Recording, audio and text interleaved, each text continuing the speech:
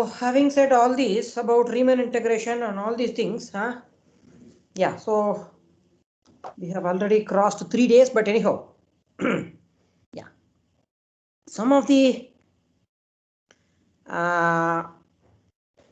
landmarks of Riemann integration, maybe I'll just mention few. One is what is known as the mean value theorem.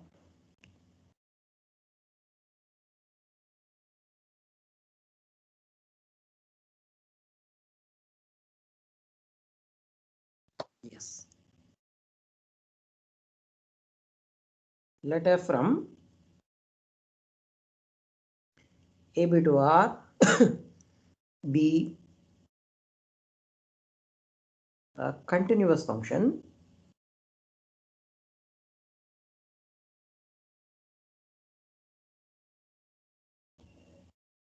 then there exists a point psi in the closed interval AB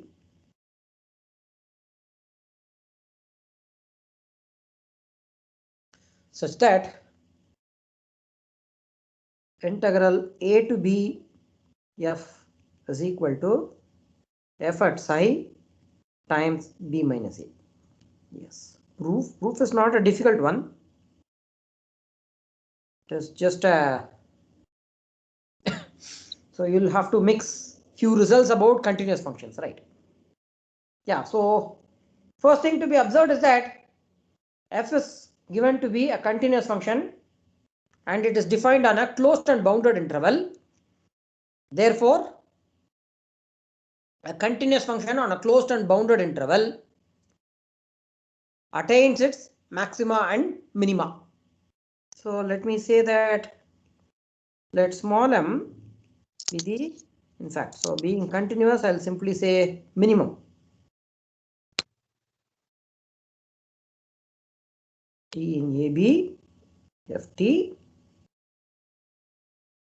and capital M equal to max of T in AB, ft. Yeah, so then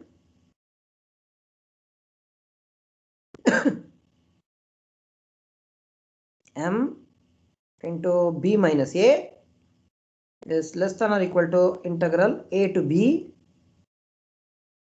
f, which is less than or equal to capital M times B minus A. Yeah, I'll simply say y. Why is this true? Right, so having said this, now it should be easy. Now, M, small m and capital M, they are minimum and maximum. So now, since f is continuous,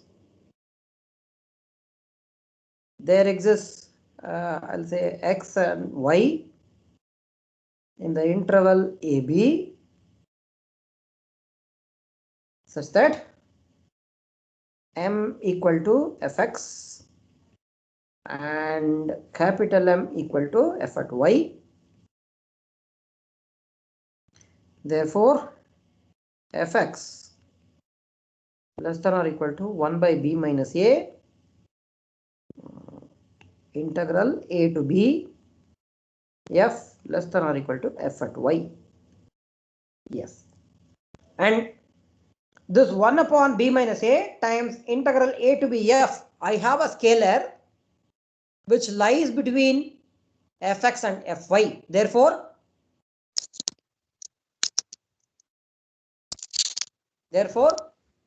by intermediate value shall exist. Yes, exactly. Points. Yes.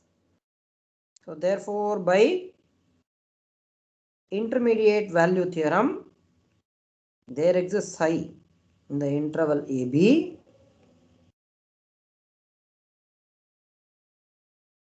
such that 1 upon b minus a integral a to b f is equal to f at psi. That's it, done. And that's exactly what we wanted, right? Yes, so this is the first one. Yeah, so this need not be true if f is not continuous. The second one, what is known as the first fundamental theorem.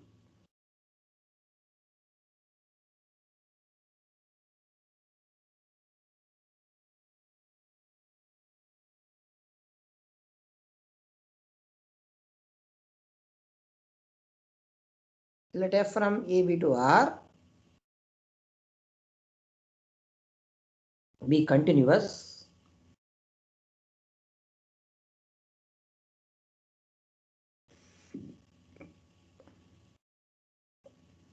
and let me define phi at x as integral a to x f. Then the function phi is differentiable and not only that it is differentiable, the derivative is exactly f. Proof. The proof is quite easy in this case. Why? Because function being differentiable and the existence of derivative, they both are one and the same. So if I can show that phi dash exists and is equal to f, I am done. So let's directly calculate.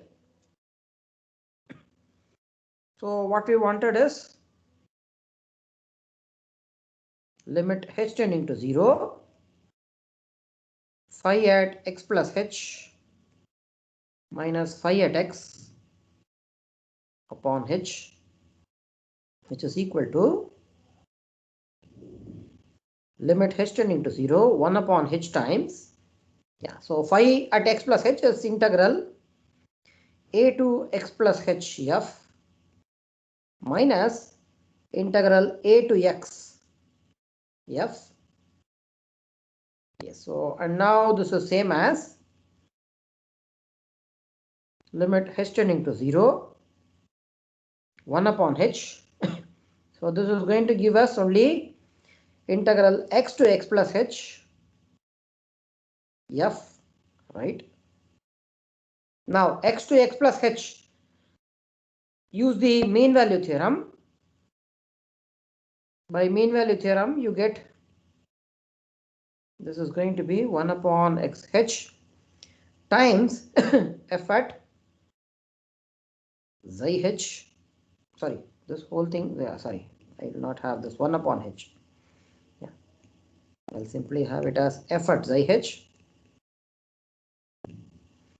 by mean value theorem applied to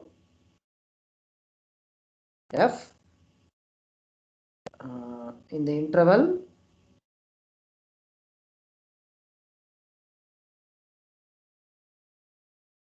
x to x plus h.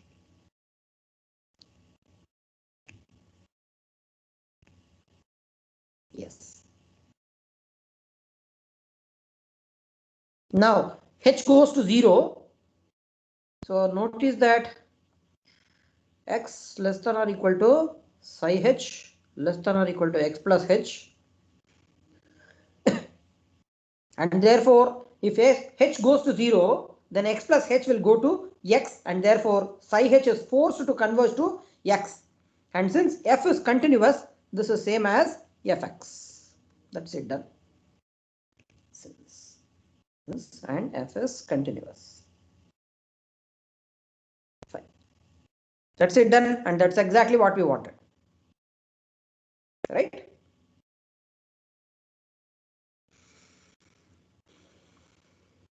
Yeah. So maybe let me remark here. So it's a well-known fact that we all know this. What is that we all know this? That this we must have heard that integral a to b f is f at b minus f at a. In fact, so if it is the derivative integral a to b f dash is equal to f of b minus f of a. This we are used to call it as what is known as the so-called fundamental theorem of integral calculus. Right. So, but this is not always true. So let me just remark it that it is not always true that integral a to b f dash is equal to fb minus fa. So, for example,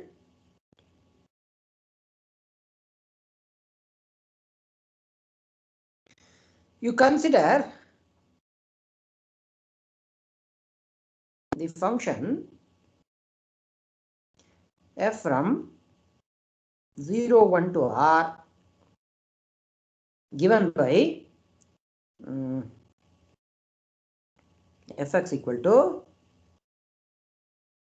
x squared into sine of 1 by x squared 1 upon x squared whenever x non-zero, 0 if x equal to 0. Yes. Yeah. So first thing that you can easily observe is that, yeah. So all these I'll leave it as an exercise that f is continuous. Not only that it is continuous, you can also show that f is differentiable.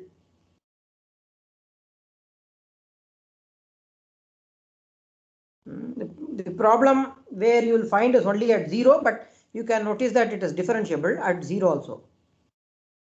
That is very important here that you will have to notice. Yeah, so f is differentiable at 0. And third thing that you can also notice that once you have found the derivative, you can notice that the derivative f dash is not bounded.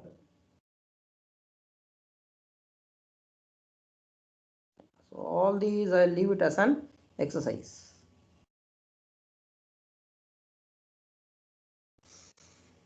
So I have a continuous function, in fact a differentiable function, which is not bounded. So now for Riemann integration to make sense, the first thing that you expect is that the function should be bounded. So therefore you can't even speak about integral a to b f dash in this case. Although the derivative exists, it is unbounded, therefore you can't even speak about integration. Right. Yeah. Next definition. So how to overcome this? What is that we wanted? Yeah. A function capital F is called antiderivative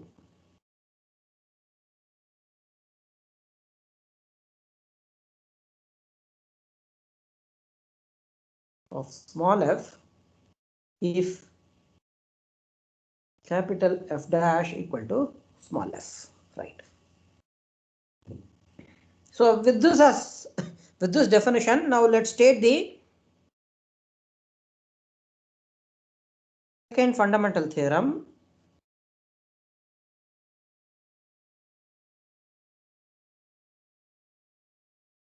Right.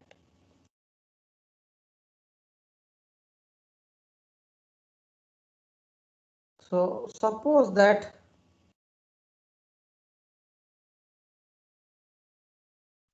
capital F.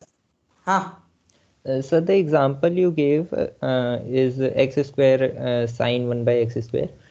Yes. Sir, it is unbounded when x is tending to infinity. I mean, No, it is from 0 to 1. The interval of definition is only from 0 to 1.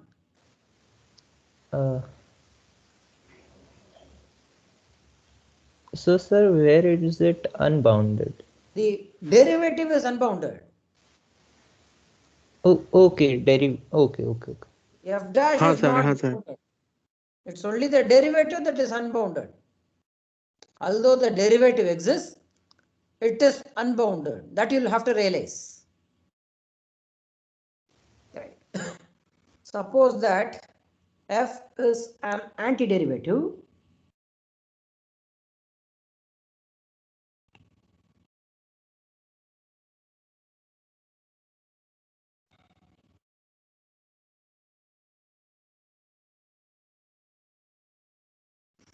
of a continuous function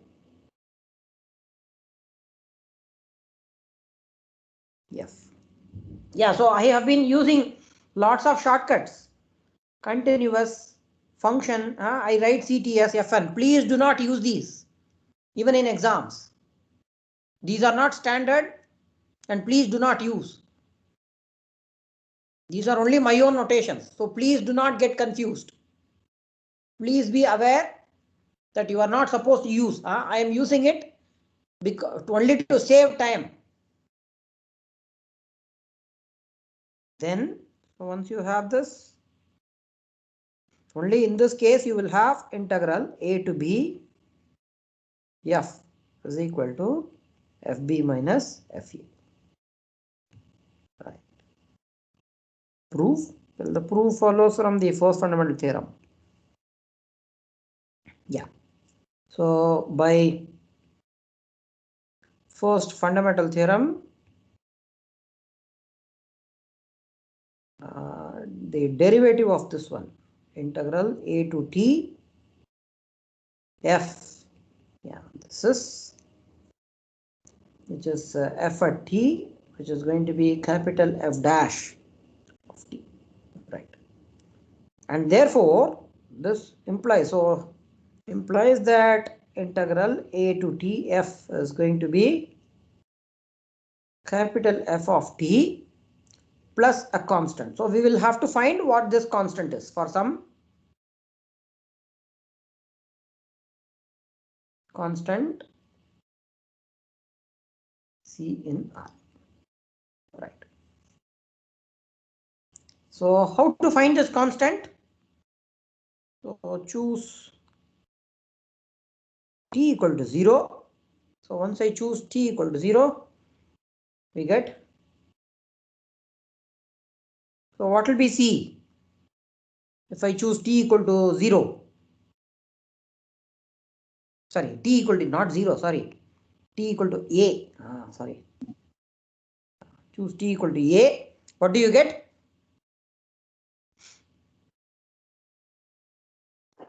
Minus capital F of This will be minus capital F of a.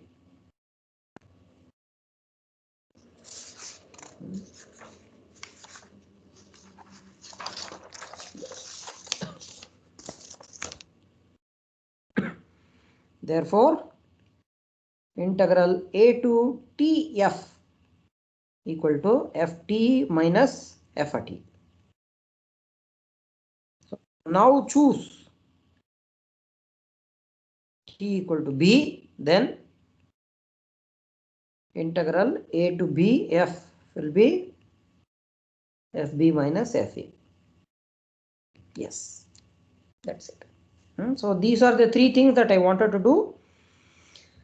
The main, well, there are analogs of this, where, so you will see, so here the main thing is that certain things fails. That's what we saw. That you can't even speak about integration of a function if it is unbounded. So this is one of the major drawbacks. But I don't know. So there is something called what is known as Radon-Nikodym theorem. But I don't think we'll find time to do this theorem, because I don't know whether I'll be even at least find time even to state. If there is time towards the end, then minimum I can do is only state. Yeah, so now the next thing is what is known as about convergence. Yes, so first example. So let R1, R2 be an enumeration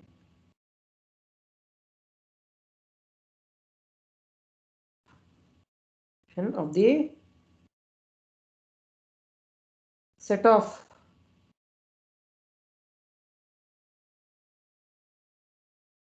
rational numbers, right? Rational numbers, well, in 0, 1.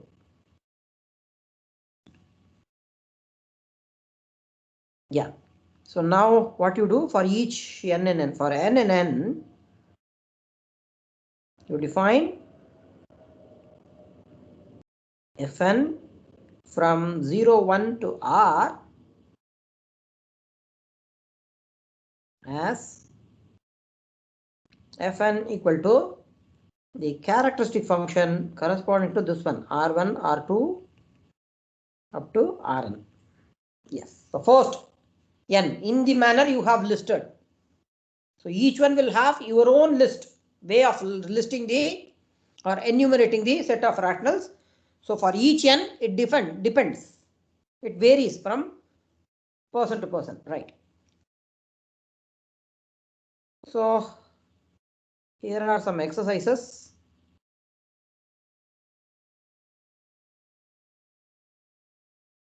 First one, show that Fn is Riemann integrable for each n.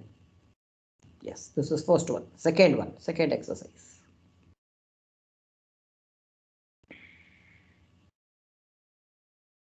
Define f from 0, 1 to R as fx equal to 1 if x is rational, 0 if x is irrational.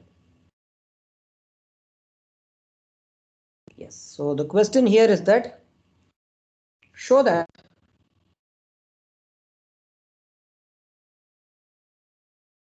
Fn converges to F pointwise. Yes, so what does it tell us? This example.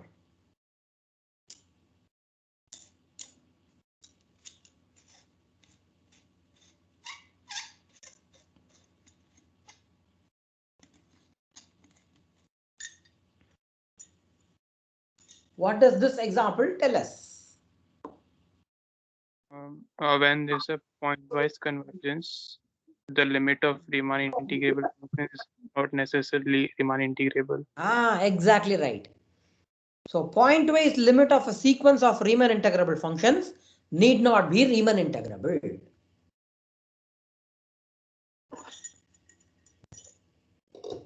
Yes.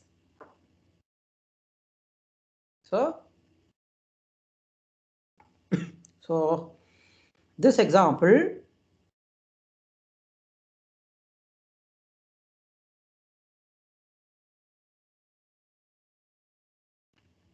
tells us that the pointwise limit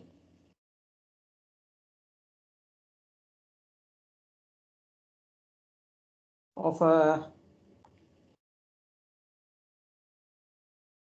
sequence of Riemann integrable functions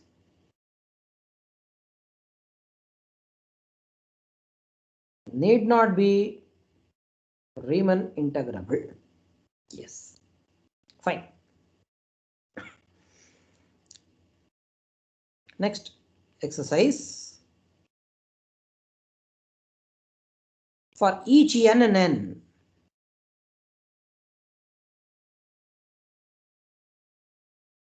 let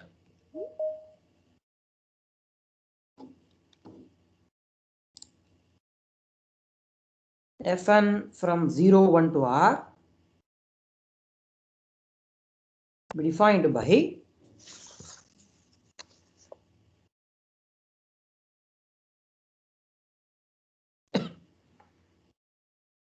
Fnx equal to n times characteristic function of open 0, open 1 by n. Right. Yes. First one, show that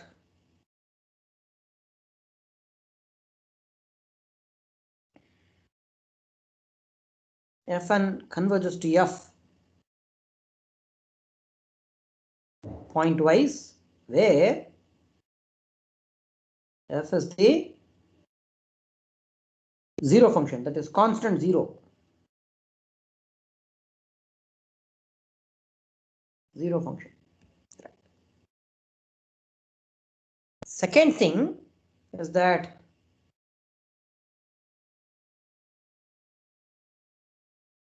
show that integral 0 to 1 fn doesn't converge to integral 0 to 1 f. Yeah, so integral 0 to 1 f is 0 because f is just the 0 function, but 0 to 1 fn is 1 for all n that you will have to observe. That should tell you. Yeah. So what does it tell us? What does this exercise tell us? The limit of our Riemann integral function. Yeah, just wait for a second.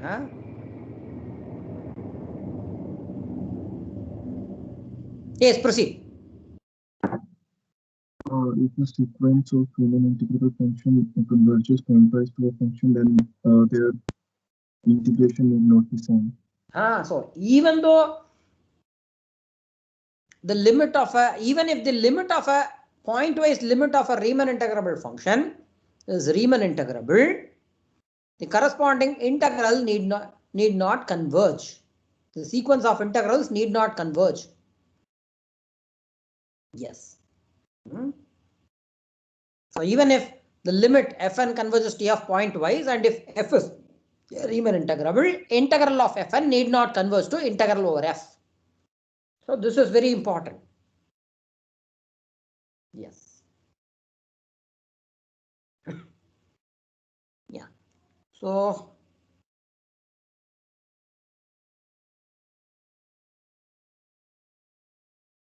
maybe I'll put one more exercise. What is that?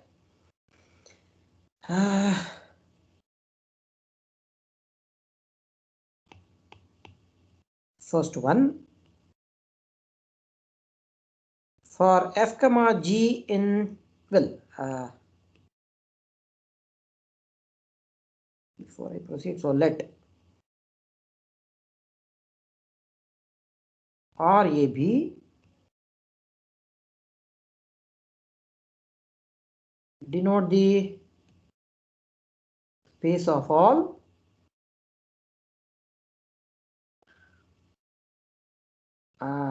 Riemann integrable functions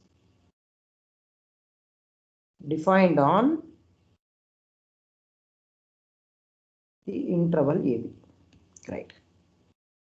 So for f comma g in RAB,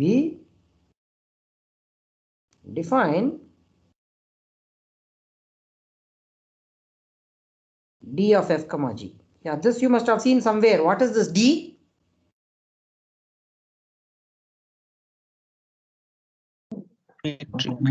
Exactly.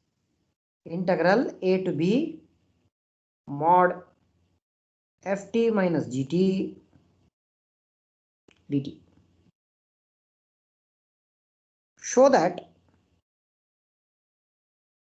d is a metric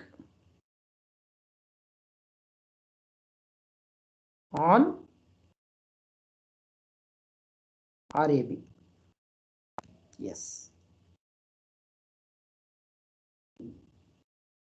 Well, I could have chosen a p and then power p whole raised to the power 1 by p. I don't want to do all these. I don't want to complicate. Yeah, show that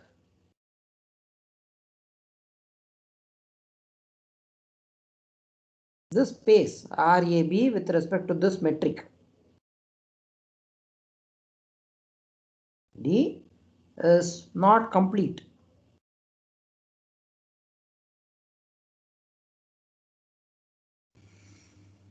This is not complete. Yes. Fine. So here is the final exercise.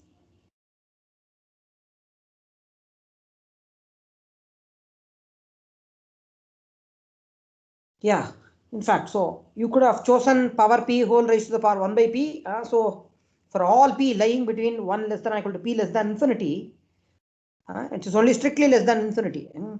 It is not complete. So what is that you actually need? Yeah. So let fn be a sequence of Riemann integrable functions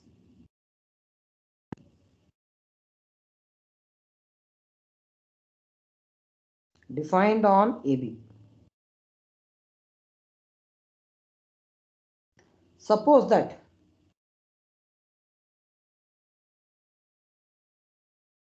Fn converges to F uniformly,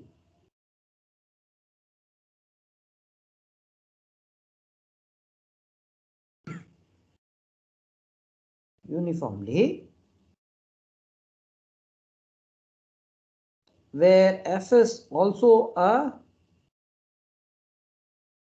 Riemann integrable function. Show that integral a to b Fn converges to integral a to b F. Yes. Fine. So with this, what I wanted to do on Riemann integration is over. Yes.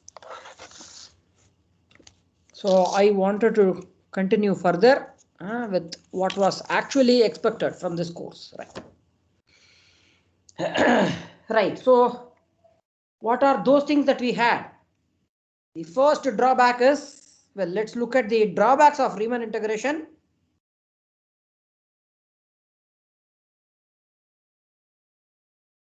Drawbacks or disadvantages or negatives. First one is about convergence.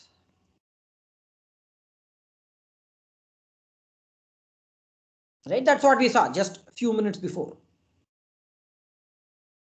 Second one is fundamental theorem.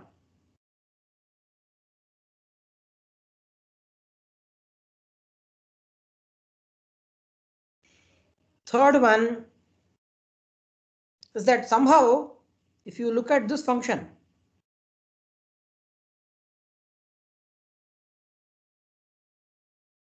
given by fx equal to 0 if x is irrational,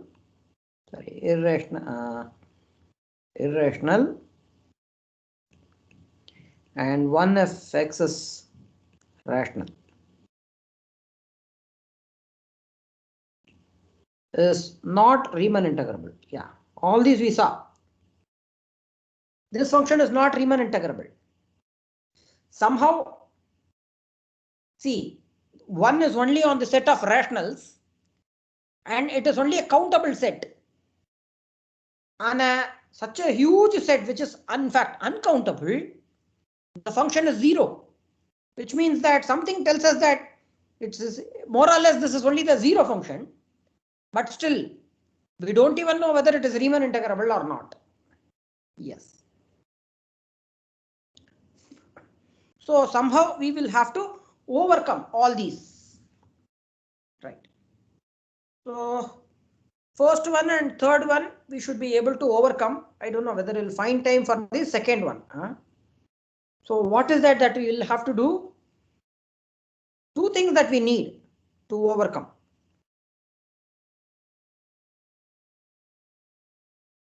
What is that? First one.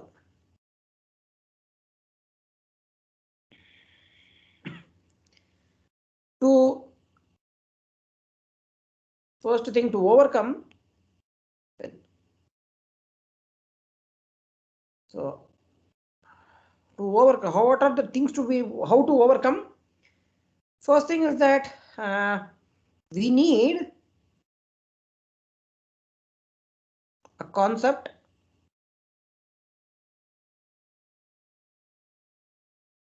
which generalizes the notion of length.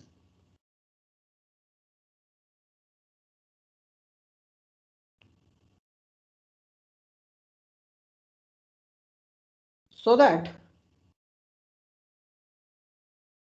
it makes sense for a larger class of subsets.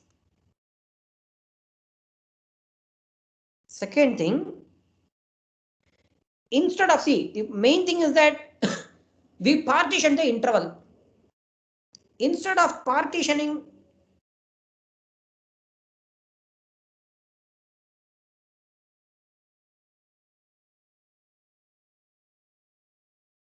an interval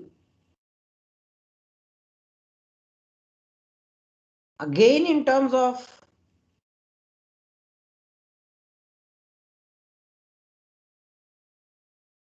smaller intervals,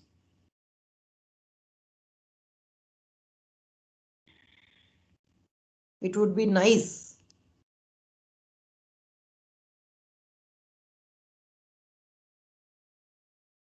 if we can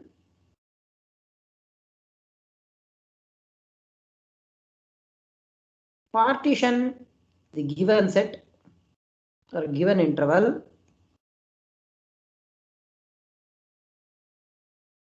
in terms of other sets or other subsets. So what are the subsets that is not yet known? What should we do? Third thing, boundedness. Well, integration should be possible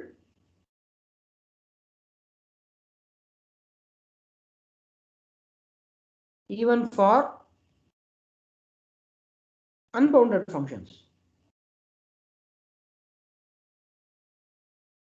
Only when you can define the notion of integration for unbounded functions, you can speak about the so-called fundamental theorem. Yes, so these are the three things that we'll have to do to overcome. Right. So first thing is that we need a concept which generalizes the notion of length. How to come up with this notion?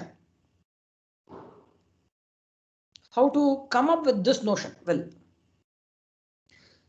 suppose that I have a set which can be written as a disjoint union of intervals. Is it possible to find the length? Yes. Sum of the length of the interval. Huh? Can you be Sum louder? of the length. Sum of the Sum of the length of the subinterval. sum of the lengths of the individual intervals, right? Fine. Fine. Now I have a set E, subset of R, and I know that E is contained in union over n in n I n. Fine. In fact, any set you can write it as this way. Given any set, you can write it as the countable union of intervals. So, well, let's say L tilde. This is the generalized. So, the utmost that you can expect is that only this much less than or equal to summation over n in n length of in. Only this much can be expected. Right? So, what can we do? Is there any means? Because what we know is only the length. We wanted a concept which generalizes the notion of length. So somehow we will have to start from the length. Yes. So any ideas? Mapping from subsets to length. Mappings from subsets to Length. Can you repeat? Sorry, I couldn't hear you properly.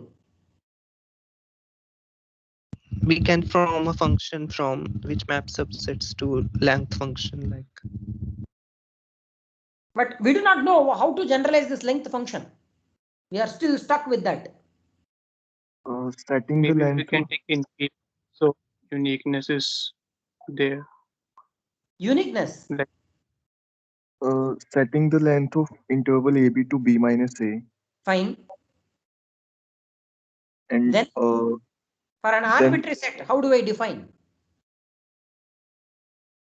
That is my question. If we can define this, then we are done. We try to write it in terms of intervals and then disjoint intervals and then setting the length of each subinterval as b minus a. And then sum. No, see, you are given an arbitrary set E subset of R. And we know that it can be put inside a countable union of intervals. Yes. And maximum that you can expect is only this much. L tilde, the generalized thing can be, you can expect less than or equal to summation over n in n length of in.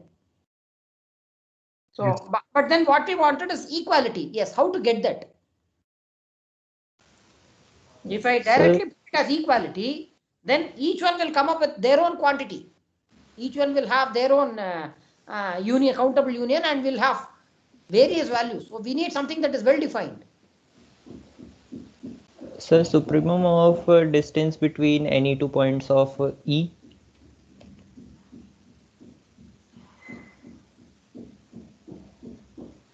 For example, you choose this one,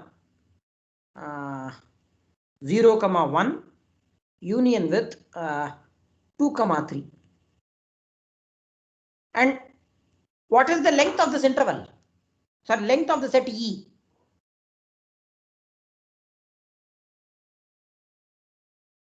2, sir. 2. 2, sir. Natural, sir. right? 2 is very natural. But if you define it as the distance between the maximum set of points, it is going to be 3.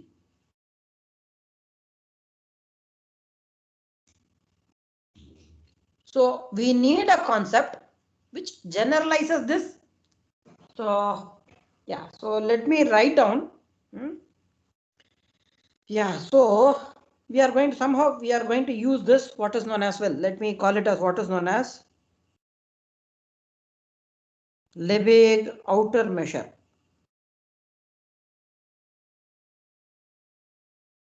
Yes, so what is this Lebesgue outer measure? M star of E is defined as infimum over the sum of the lengths of the intervals such that this union contains E where in is an open interval.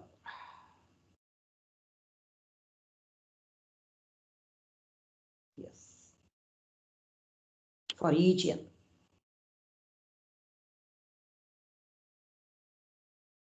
Right. Yeah, so in the next few lectures we are going to understand what this Lebesgue outer measure is, its properties, blah blah blah. Yes, so here is a warning. What is that I wanted to give is the following, that please pay attention on the proofs, especially for this Lebesgue outer measure. After a few more lectures, I am going to do what is known as Carathéodory extension theorem. And all the proofs, especially in the more general case, follows exactly as what is going to be done in the context of Lebesgue outer measure. Again, there we will have what is known as an outer measure, everything. Whatever we do here, it makes sense even there. But there it is in a more general context. So I want each one of you to pay attention here, because I am not going to do the proofs or repeat the proofs in a more general context. So please pay attention, understand these proofs, imitate the proofs there, same proof with some minimum modification. And the modifications required you will understand once the situation is clear. Right? So once the context is clear, then you will naturally be able to write down the proofs if whatever the proofs that are given here is clear. So please pay attention from tomorrow onwards. Okay, so let me stop here. If you have got any questions, you are most welcome. Sir, please explain overcome. Explain. Overcome. Point 2. I don't understand. Sorry. Please Overcome. explain. Overcome, sir. Whatever you explained before. So I'll have to say once again whatever I have said. That's what you wanted, right? Yes, sir. Yes. So this outer measure, whatever the proof that I'm going to do now or from the next class onwards. So please pay attention. That's what I wanted to say. Understand the proofs. Is this clear? Ujjwal? No, sir. I want to explanation of overcome of. This one. Okay. Riemann integration. Okay. So what is that? So to overcome these difficulties, these drawbacks, what are the three things that we wanted? Because see, in the case of convergence, yes. So in the case of last one, function. So x is irrational and x is rational. We couldn't integrate this function. Why? Because in any interval there are always rationals and irrationals, and therefore you couldn't integrate in the context of using the concepts of Riemann integration. So we are looking for a concept, or we are looking for a partition which not only includes intervals but also a larger class of things, so that you can partition accordingly and get the lower sum and upper sum in such a manner. That's the first thing. Second thing, if you want to include more sets when you want to partition, you need a concept which generalizes the notion of length. These two. Third thing, especially in the context of fundamental theorem, the example that we had, you had integral a to b f dash, but f dash was not even bounded. Therefore, you cannot even speak about what is known as the Riemann integration. And therefore, you should be able to find a concept of integration which should be possible even for unbounded functions. Is that clear?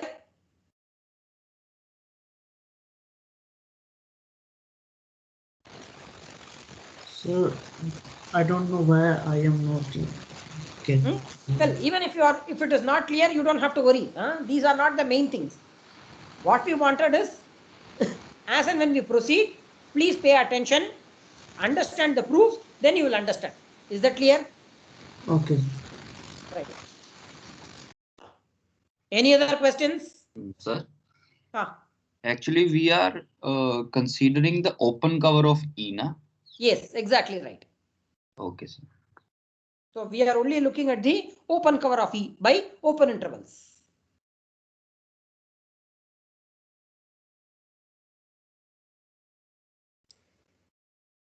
Any other questions? Yes, so then let's stop. Thank you all. Thank you so much.